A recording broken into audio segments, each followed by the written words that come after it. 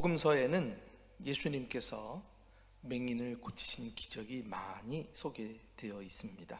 적어도 5명 이상의 맹인을 고치셨는데요, 여리고에서 그 유명한 맹인 거지 바디메오를 고치셨고, 또 예수님을 뒤따르면서 우리를 불쌍히 여기소서라고 소리쳤던 2 맹인을 고치셨고, 또 말 못하고 벙어리 된 그런 맹인을 고치신 적도 있고요, 또 날 때부터 보지 못하던 맹인을 고치시기도 했습니다.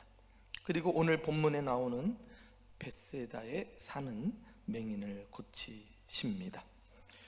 왜 복음서에는 맹인을 치유하신 기적이 많이 등장하는가?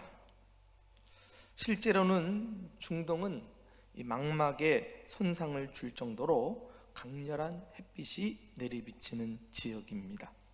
게다가 비 한 방울 오지 않는 건기에는 사막의 먼지가 눈을 괴롭히고요, 무화과 열매가 무성할 때는 열매에 묻은 가는 털이 사방에 날려서 눈에 알러지 반응을 일으킨다고 합니다. 이러한 기후적, 지역적 혹은 환경적 요인으로 인해서 그 어떤 지역보다도 안질로 고생하는 사람이 많았고, 거리에서 쉽게 맹인들을 만날 수 있었습니다. 그러나 예수님께서 맹인을 고치신 이유는 영적인 의미에서도 찾아볼 수 있습니다. 성경에서 앞을 볼 수 없는 것은 영적으로 무지한 상태를 나타냅니다. 하나님 나라의 비밀을 이해하지 못하고 신령한 것에 대해서 분별하지 못하는 것을 우리는 육의 눈은 가지고 있지만 영의 눈은 멀었다, 영안이 없다, 이렇게 우리가 표현을 합니다. 그래서 구약 성경에는 메시아가 이 세상에 오시면 눈먼 자를 다시 보게 할 것이라고 약속했습니다. 이사야서 35장 5절에 그때에 맹인의 눈이 밝을 것이며, 이런 예언이 약속되어 있거든요. 과연 예수님께서 참된 메시아로 이 땅에 오셔서 부지런히 눈먼 자들을 고쳐주셨습니다. 이제 우리는 압니다. 이것은 단순한 기적이 아니라 구약 예언의 성취를 담고 있는 사인, 표적이라는 것입니다. 이렇게 해서 예수님은 육신의 눈만 고치시는 분이 아니라 영안도 고쳐서 신령한 것을 보게 하시며 새로운 삶을 살게 하시는 구주이심을 보여주고 계십니다. 그런데 오늘 본문에서 이 벳세다에 사는 맹인을 고치신 기적은 다른 맹인들을 고치실 때의 경우와 비교할 때 독특한 점을 한 가지 발견할 수 있습니다. 그것은 맹인을 한 번에 고치지 않고 점차적으로 단계별로 고쳤다는 것입니다. 자, 그 내용이 어디 나오죠? 23절 하반절부터 25절 우리가 함께 자막을 보면서 읽어보실까요? 자, 시작. 그에게 안수하시고 무엇이 보이느냐 물으시니 쳐다보며 이르되 사람들이 보이나이다. 나무 같은 것들이 걸어가는 것을 보나이다 하거늘, 이에 그 눈에 다시 안수하심에 그가 주목하여 보더니 나아가 모든 것을 밝히 보는지라. 맹인을 고치신 기적 가운데 이 벳세다 맹인을 단계별로 고치신 기적은 마가복음에만 나오는 기록입니다. 이미 우리가 알고 있는 대로 예수님은 눈을 떠라, 말씀 한마디로 즉시 맹인을 고칠 수 있는 분이십니다. 그러나 이번 경우에는 2번이나 안수까지 하시면서 점차적으로 맹인의 눈을 뜨게 해 주셨던 것입니다. 여기에는 분명 어떤 의도가 있습니다. 예수님이 첫 번째 안수에 실패하셔서 2번이나 거듭 안수하신 것은 결코 아닌 것입니다. 예수님 말 한마디, 행동 하나하나가 어떤 의미를 담고 우리들에게 교훈을 주시고자 하시는 것을 알기 때문에 오늘 본문의 기적도 우리에게 시사하는 가르침을 찾아보아야 할 것입니다. 그게 무엇일까요? 그것은 육의 눈이 점차 보는 단계가 있듯이 영의 눈에도 단계가 있다는 것입니다. 그것은 영적인 인식이 보통 한 3가지 있음을 보게 됩니다. 3가지 단계가 있음을 보게 되어요. 그리고 그 각각의 단계는 그 사람의 영적 수준을 나타냅니다. 과연 나의 영적 수준은 어떠한가? 오늘 그것을 점검하라는 거예요. 그리고 점차 성숙한 수준에까지 이르라는 거예요. 첫 번째 단계가 무엇입니까? 전혀 보지 못하는 단계가 있어요.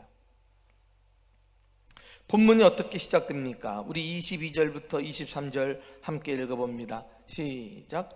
벳세다에 이름에 사람들이 맹인 한 사람을 데리고 예수께 나와 손 대시기를 구하거늘 예수께서 맹인의 손을 붙잡으시고 마을 밖으로 데리고 나가사. 이 첫 번째 단계는 영적으로 무지한 상태를 나타냅니다. 한마디로 구원받지 못한 사람을 말해요. 이것을 또 다른 말로 성경은 육의 사람이라고 표현합니다. 죄의 상징인 육에 사로잡혀서 오직 땅의 것만을 보며 그것을 위해 살아가는 사람입니다. 정말 영적인 세계에 대해서는 깜깜한, 영적으로 말이 통하지 않는 그런 사람이라고 할 수 있습니다. 이런 구원받지 못한 사람들의 가장 큰 특징은 그들의 의식 속에 하나님을 아는 지식이 없다는 거예요. 전혀 하나님을 알지 못합니다. 그래서 시편 53편 1절에 어리석은 자는 그 마음에 이르기를 하나님이 없다 하도다. 그들은 부패하며 가증한 악을 행하며 선을 행하는 자가 없도다. 여러분, 누가 어리석습니까? 박사 학위를 여러 개 가지고 있어도 그의 뇌리 속에 하나님을 인정하는 것이 없다면 그는 어리석다. 성경이 평가합니다. 하나님을 두려워하지 않으니 자기 하고 싶은 것을 따라 마음대로 살아갑니다. 삶의 모든 계획의 중심에 자기가 딱 놓여 있어요. 그리하여 우리가 구원받지 않았을 때 어떤 상태에 있었는지 성경은 다음과 같이 교훈하고 있습니다. 우리 에베소서 2장 1절 2절 말씀을 함께 읽어보십니다. 시작. 그는 허물과 죄로 죽었던 너희를 살리셨도다. 그때에 너희는 그 가운데 행하여 이 세상 풍조를 따르고 공중의 권세 잡은 자를 따랐으니 곧 지금 불순종의 아들들 가운데서 역사하는 영이라. 그때에 우리가 구원받기 전에 죄와 허물로 죽었다 그랬어요. 구원은 죽을 뻔한 사람을 건지는 것이 아닙니다. 완전히 죽은 사람을 새롭게 살려내는 것입니다. 그래서 이 일은 오로지 하나님만이 하실 수 있는 일이죠. 그 전에 우리는 세상을 따라 살았고 하나님 대신 하나님을 모르니까 사탄 마귀를 아버지로 알고 그가 하라는 대로 살았다는 것입니다. 그리하여 이 죄인의 운명은 결국 지옥 심판을 받고 영원한 사망에 처하게 되는 것, 이것이 성경이 가르치는 교훈입니다. 본문에 나오는 이 안못 보는 맹인은 이러한 죄인의 실상을 여실히 잘 보여줍니다. 그런데도 예수님은 이런 죄인에게까지 관심과 사랑을 보여주고 계십니다. 어떻게 해요? 예수께서 맹인의 손을 붙잡으시고 마을 밖으로 데리고 나가사. 나는 예수님이 맹인의 손을 잡으신 것도 결코 우연이 아니라고 생각합니다. 죄인을 사랑하사 먼저 구원의 손을 내미시는 하나님의 사랑을 나타내지 않을까요? 맹인의 손을 잡고 구경꾼들을 피해 동네 밖으로 데리고 나가신 것입니다. 이렇게 예수님은 언제나 죄인을 한 사람 한 사람 인격적으로 만나주시고 사랑으로 대해 주십니다. 그 사랑의 빛에 한번 쐬이기만 하면 누구든지 칠흑 같은 깜깜한 제 가운데서 광명한 빛 가운데로 나와 새 삶을 살게 되는 것입니다. 이것이 구원인 줄로 믿습니다. 그런데 여기 중요한 교훈 하나가 있어요. 전혀 볼 수 없는 맹인이 어떻게 예수님께 나왔을까요? 오늘 본문에 어떻게 시작이 되어요? 사람들이 맹인 한 사람을 데리고 예수께 나와 손대시기를 구하거늘. 사람들이, 여기 사람들이란 짐작컨대 맹인의 가족이나 친구들, 지인들이 아니었을까요? 이 사람들은 예수님이 안수해 주시면 맹인이 고침받게 될 것이라고 믿고 있었어요. 그러니까 데리고 나왔죠. 여러분, 영의 눈이 먼 사람들은 도무지 깜깜해서 영적 지식을 가질 수 없어요. 믿음이 없어요. 그러니 스스로 예수님께 나올 수 없습니다. 그는 자기 구원에 대해서 관심도 갖지 못해요. 깜깜하니까 어떤 비참한 처지에 있는지, 죄와 허물로 죽은 것을 몰라요. 그러니 구원에 관심이 없습니다. 그러나 먼저 믿는 사람들이 믿지 않는 사람을 위해 기도하며 믿음을 가지고 그의 구원을 간절히 바랄 때 예수님은 오늘날도 기꺼이 그에게 구원의 손을 내밀어 주실 줄로 믿습니다. 이렇게 해서 구원의 역사는 계속 이어져 가는 것입니다.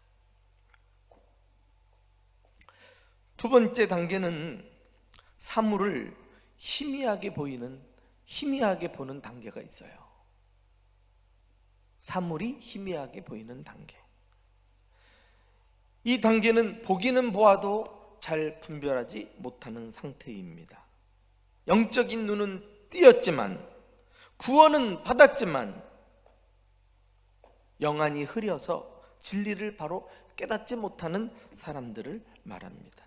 자, 우리 함께 읽어보실까요? 23절 하반절부터 24절까지. 자, 시작. 침을 뱉으시며 그에게 안수하시고 무엇이 보이느냐 물으시니 쳐다보며 이르되 사람들이 보이나이다. 나무 같은 것들이 걸어가는 것을 보나이다. 눈을 떴는데, 보이긴 보이는데 결국은 이게 사람이 걸어가는 건지 나무가 걸어가고 있는 건지 분별이 안 돼요. 시야가 흐린 것입니다. 성경은 이렇게 분별하지 못하는 사람을 육신에 속한 사람이라고 말해요. 구원받지 않은 사람은 육의 사람이라고 말하는데 따로 구분해서 육신에 속했다, 구원을 받았으나 분별하지 못하는 사람을 말합니다. 여기서 육신은 과거의 죄를 따라 살던 옛 자아를 말해요. 악한 죄된 본성을 말하죠. 죄로부터 구원은 받았는데 옛사람을 여전히 포기하지 못하고 계속해서 육신을 따라 육신이 원하는 것을 하면서 산다면은 그런 사람은요, 죄송합니다마는 신앙생활을 아무리 오래 했어도 믿음이 자랄 수 없어요. 성경은 이 육신에 속한 사람을 영적 어린아이라고 표현하고 있습니다. 자, 우리 한번 고린도전서 3장 1절 말씀을 함께 가서 보실까요? 자, 다 같이 시작. 형제들아, 내가 신령한 자들을 대함과 같이 너희에게 말할 수 없어서 육신에 속한 자 곧 그리스도 안에서 어린아이들을 대함과 같이 하노라. 고린도 교회 성도들을 육신에 속한 자들이 많다, 영적 어린아이들이 많은 교회라고 바울이 지금 지적하고 있습니다. 어린아이들의 특징이 뭐예요? 매우 이기적입니다. 자기만 알아달라는 것이죠. 자기 자신만을 위해서 살아가요. 어려움이 오면 잘 넘어집니다. 시련을 견뎌내지 못해요. 참과 거짓을 분별하지 못하고 누가 무슨 말하면 쏠깃해가지고 잘 넘어가요. 이거 어린아이들이 그렇습니다. 그리고 고집은 되게 셉니다. 말을 안 들어요. 여러분, 예수님은 우리 믿음의 수준에 관심이 많으신 분이십니다. 무엇이 보이느냐? 맹인에게 질문하신 것은 우리에게도 질문하시는 것이라고 할 수 있습니다. 사실 이 질문은 당시 제자들에게 던지시는 질문이기도 했지요. 제자들은 모든 것을 버려두고 예수님을 따라다녔어요. 이 정도면 누가 뭐래도 믿음이 좋다고 말할 수 있지 않겠어요? 그럼에도 불구하고 그들은 믿음을 성장시켜야 하는 과제를 안고 있었던 것입니다. 어떻게 보면은 이 맹인을 단계별로 고치신 것은 바로 옆에 있는 제자들을 향한 제자 훈련을 목적으로 한 것이고, 결국은 오늘날 우리들에게도 성숙한 믿음으로 나아갈 것을 도전하시는 말씀이라고 할 수 있어요. 여러분, 바로 이 기적 이후에 예수님께서, 우리가 읽진 않았습니다마는 31절 말씀 가서 보시면은 비로소 인자가 많은 사람들에게 고난을 받고 또 죽임을 당하고 제3일에 다시 살아나야 한다, 부활에 대한 진리를 말씀해 주셨어요. 그때 제자들을 대표해서 베드로가 어떻게 했다 그랬죠? 예수님을 붙들고 항변했다 그랬어요. 여러분, 이건 대단히 격한 행동입니다. 예수님의 말씀을 인정하지 않고 자기 고집대로 자기 생각을 앞세워서 성질이나 가지고 따진 거예요. 무슨 말입니까, 주님? 지금까지 우리가 주님을 믿고 따랐는데 무슨 고난을 받고 죽음을 당하신다 그럽니까? 이 말씀이거든요. 그도 그럴 것이, 요 기적 사건 앞에는 예수님께서 오병이어 기적을 일으킨 사건이 나와요. 그때 제자들은 그냥 예수님의 이 놀라운 능력을 보면서, 야, 우리가 모든 것을 버려두고 예수님 따르기 참 잘했다, 얼마나 수지 맞았겠다 싶지 않았겠어요? 그러던 예수님께서 인자가 고난을 받고 죽임을 당할 것이다, 그리고 부활을 말씀하셨는데 부활은 귀에 들려오지도 않아.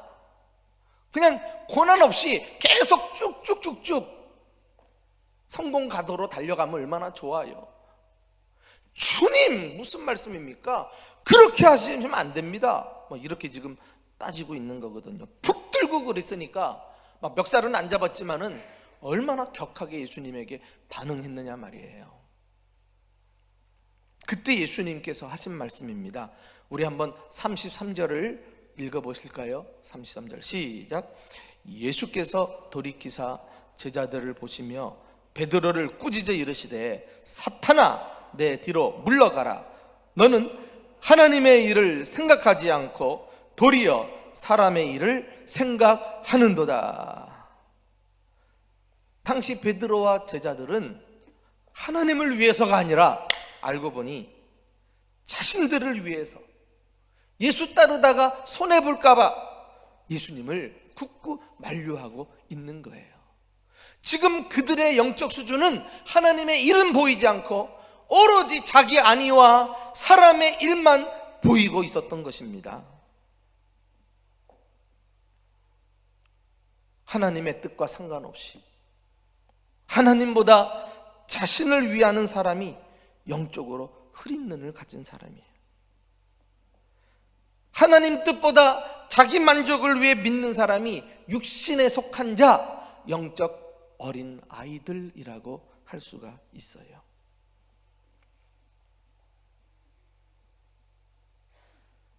무엇이 보이느냐?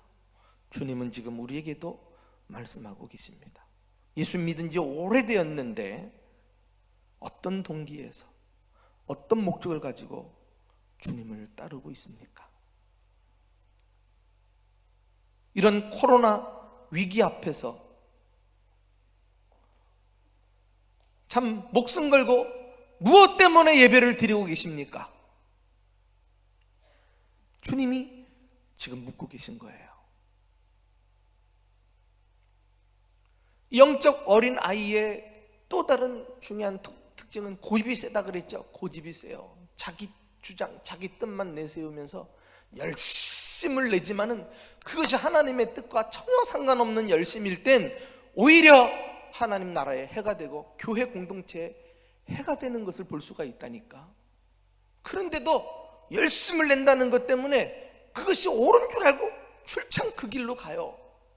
지각이 있고 분별하면 아하, 이 내 열심이 참 이게 어리석은 거구나 아는데 그걸 몰라요.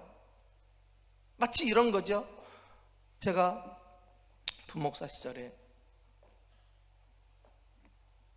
구두를 이제 깨끗하게 돈을 주고 광이 나도록 닦았어요.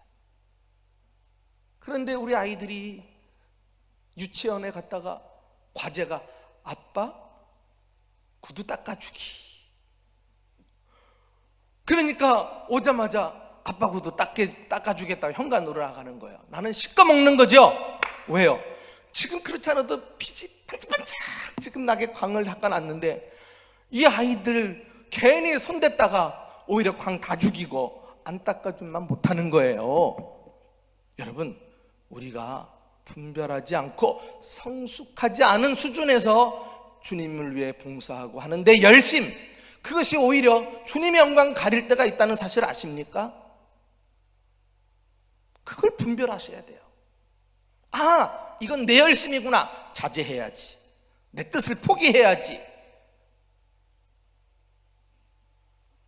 이걸 내리 속에서 생각하고 고민하고 분별하면서 결국은 자기를 위하는 것이 아니라 하나님을 위하고 주님의 뜻을 나타내려고 하는 것이 주님이 원하는 믿음의 수준인 것입니다.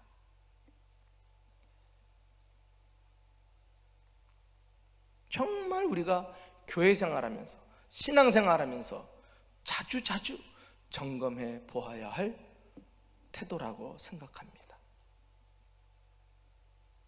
혹이라도 지금껏 예수 믿으면서 나만을 위하는 기복적인 신앙,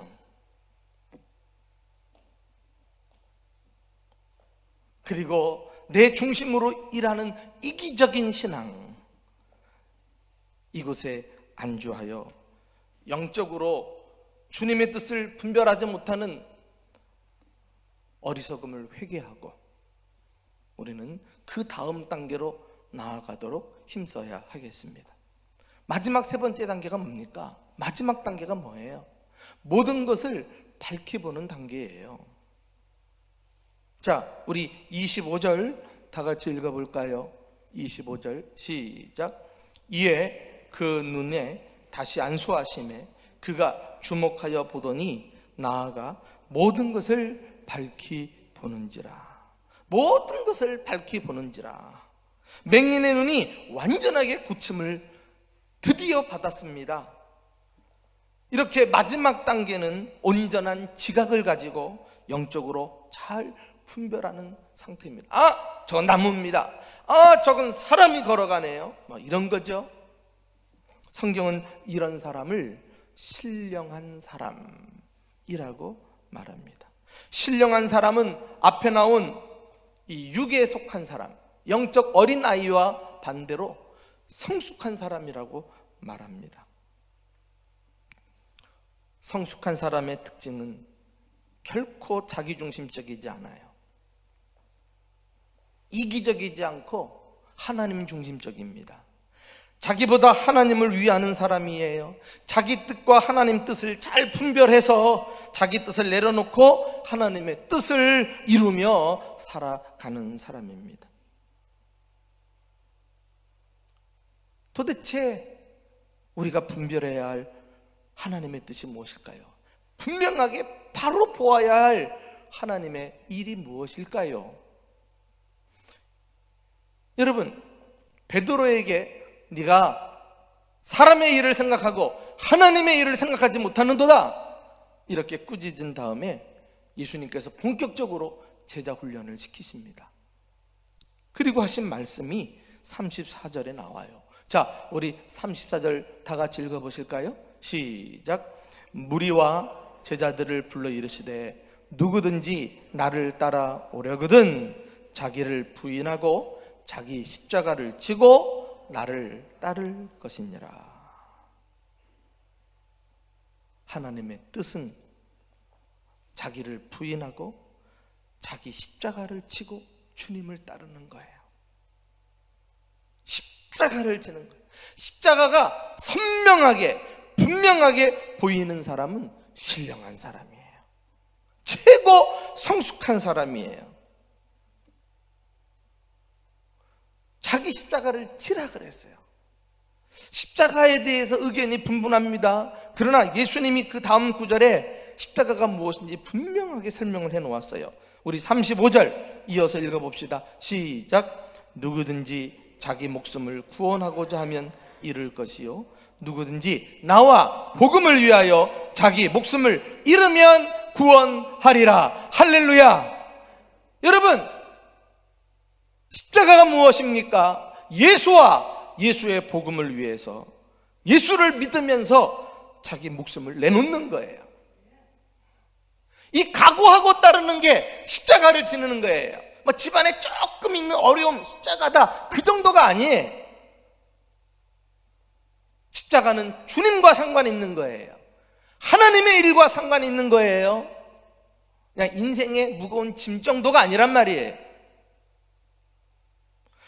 주를 위해 예수 믿고 예수 따르다가 자존심 깨지고 자기 목숨 상하고 금전적인 손해는 말할 것도 없고 희생을 무릅써 본 적이 있느냐 말이에요.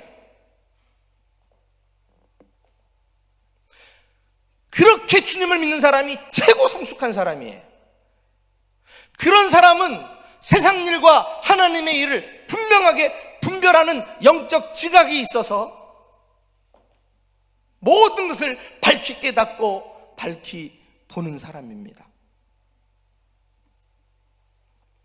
이 십자가의 진리, 십자가의 도가 희미하게 보이니까 예수님 믿고 복 받으려고만 하지 그를 위해 고난 받으려고는 안 하는 거예요.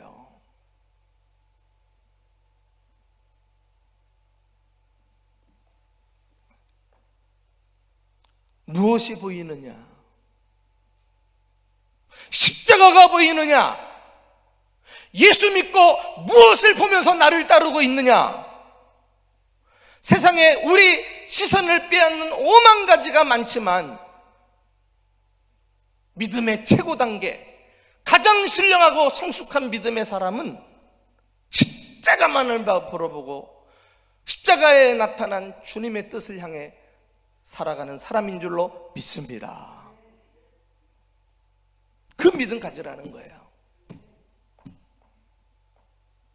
우리가 십자가의 은혜에 충만하게 사로잡혀 있고 날마다 십자가에서 부어지는 주님의 보혈에 내 몸이 적셔서 그 구원의 감격과 은혜 속에 살아간다면 어찌 교회가 하나 되지 않겠으며 어찌 교회가 희생을 무릅쓰고라도 세계 만방에 복음을 전하는 일에 힘쓰지 않겠으며 서로를 용서하고 사랑하고 마음의 벽을 허물고 하나 되지 않겠느냐 말이에요. 십자가가 안 보이니까,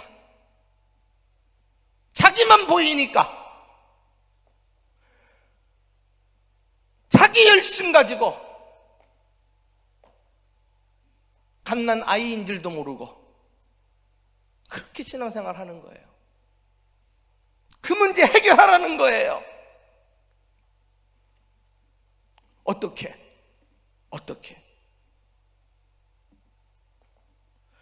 예수님께서 다시 안수하시매 그랬어요. 다시 안수하시매. 첫 번째 안수한 것이 부족하고 잘못돼서가 아니라 예수님은 계속해서 이 맹인의 영적 수준을 끌어올리기 위해서 은혜를 부어주시고 계신 줄로 믿으시기 바랍니다. 우리에게 필요한 것은 성령의 충만한 은혜예요. 예수 한 번 믿고 자만하지 말고 계속해서 성령께 사로잡혀서 그 충만한 은혜 속에 나를 이끄소서, 나를 날마다 인도해 주소서. 그분은 지혜의 영이요 계시의 영이요 분별의 영이시니까 성령이 우리를 사로잡으시면 십자가를 바라보고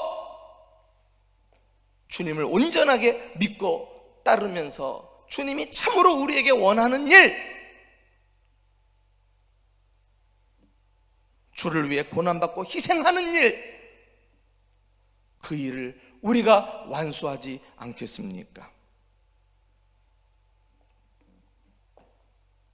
부디 예수 믿고 세상 일에는 짱이 되는데 주님 일에는 꽝이 되는 이런 어리석은 사람 한 사람도 없기를 주님의 이름으로 축원합니다. 계속해서 성령의 도우심을 구하며 나는 연약하고 부족하고 아직도 성장해야 될 성도인 줄 깨달아 날마다 성령의 은혜를 구하고 도우심을 힘입어. 이제 우리는 그래도 깜깜한 사람들은 아니니까 희미한 단계에서 모든 것을 밝히 보되 십자가를 주목해서 바라보고 따라가는 저와 여러분 되시기를 예수님의 이름으로 축원합니다.